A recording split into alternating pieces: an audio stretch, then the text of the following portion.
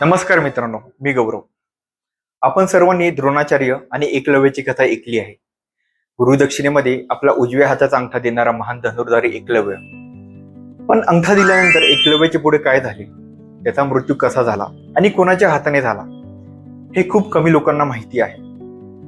एकलव्य हा नात्याने भगवान श्रीकृष्णांचा चुलत भाऊ होता. श्रीकृष्णांचे काका देवश्रवा यांचा तो मुलगा, जो जंगलामध्ये हरवला आणि पुढे निषादराज हिरण्यधनु यांनी त्याचा सांभाळ केला. अंगठा गेल्यानंतरही एकलव्याने हार मानली नाही. त्याने डाव्या हाताने आणि पायाच्या बोटांनी धनुर्विद्या आत्मसात केली. पण नियतीला काही वेगळेच मंजूर होते. जेव्हा एकलव्याने मथुरेचा शत्रू आणि क्रूर राजा जरासंधाची साथ दिली, तेव्हा द्वारकेच्या रक्षणासाठी आणि धर्मासाठी स्वतः श्रीकृष्णांना त्याच्यासमोर उभे राहावे लागले. एकलव्य म्हणाला, श्रीकृष्णा, आज युद्धाच्या मैदानातून तुझा सुटण्याचा कोणताही मार्ग नाही. माझा मित्र जरासंध आणि मगध साम्राज्याचा अपमान मी सहन करणार नाही. आज यादव कुळाचा विनाश माझ्या हाताने निश्चित आहे. श्रीकृष्ण त्याला म्हणाला, मी तुला भाऊ म्हणून हाक मारू? देवश्रवांचे रक्त वाहते तुझ्या नासांमध्ये. मगध नरेश जरासंधासारखा अधर्मी क्रूर राजाची साथ देऊन तू स्वतःच्या पराक्रमाला कलंक लावत आहेस. मागे हट एकलव्य, अजूनही वेळ गेलेली नाही. एकलव्य त्याला म्हणाला, भाऊ, नात्याच्या गोष्टी आता करू नकोस कृष्णा.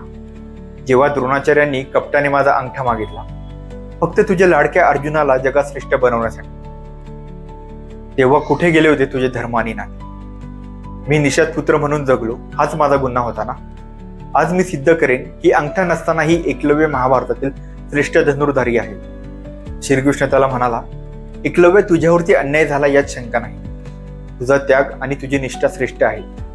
पण द्रोणाचार्यांनी तुझा अंगठा का मागितला, याचे मूळ कारण आज तुझ्या रूपाने समोर आले आहे. जर तुझ्याकडे ती विद्या असती तर आज ती विद्या तू एका अधर्मी राजाच्या चरणी अर्पण केली असती. जरासंधाने संपूर्ण आर्यावर्तामध्ये निष्पाप राजांना बंदी बनवून धुमाकूळ घातला आहे. तू एका जुलमी सत्तेचे शस्त्र बनला आहे. जेव्हा शस्त्र अधर्माच्या बाजूने उठते तेव्हा त्याचा नाश करणे हाच निसर्गाचा नियम असतो.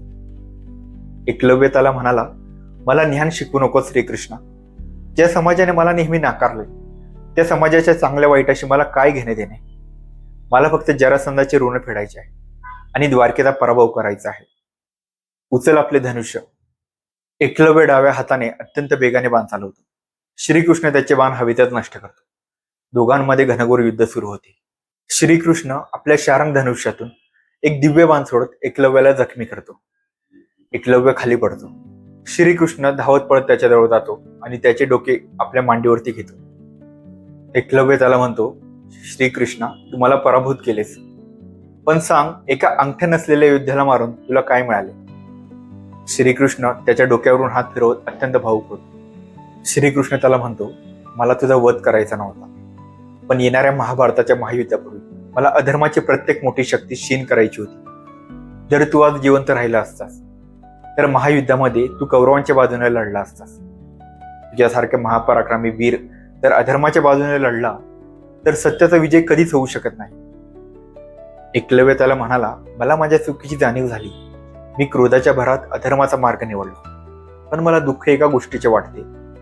इतिहासामध्ये मला नेहमी एक उपेक्षित अंगठा नसलेला आणि पराभूत योद्धा म्हणून लक्षात ठेवले जाईल का? श्रीकृष्ण त्याला म्हणाला, नाही एकलव्या, तुझा हा त्याग व्यर्थ जाणार नाही. हा तुझा अंत नाही, तर एका नवीन सुरुवातीची नांदी आहे.